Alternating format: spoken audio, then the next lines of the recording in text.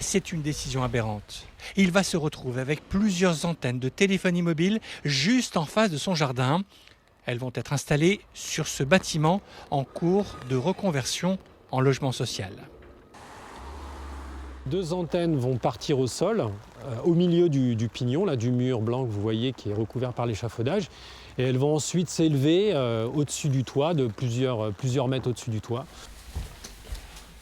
Une implantation d'antennes 5G pour Bouygues Telecom à quelques mètres de sa maison. Un projet qu'il a découvert en lisant ce permis de construire.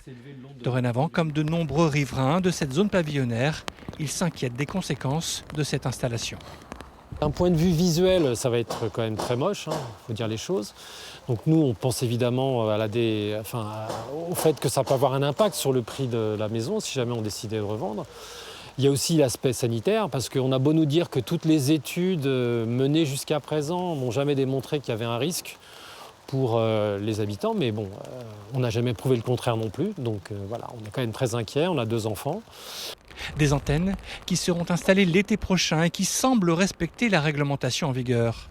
Car de son côté, la mairie n'a pas le pouvoir de les interdire, en tout cas pas pour des raisons de santé ou de risques électromagnétiques.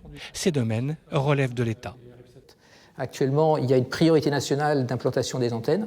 Donc l'État oblige les opérateurs à installer un certain nombre d'antennes pour couvrir l'ensemble du territoire. Et donc tout a été bloqué au niveau juridique. Vous ne pouvez quasiment pas agir sur le plan juridique pour bloquer une antenne. Contactés, ni l'opérateur ni le bailleur qui porte le projet n'ont répondu à nos sollicitations. Organisés en collectif, les riverains de ce quartier, eux, plaident pour regrouper les antennes sur ce pylône téléphonique qui existe déjà et qui est situé à moins de 100 mètres de leurs habitations. Ils ont aussi lancé une pétition et décidé de contester en justice.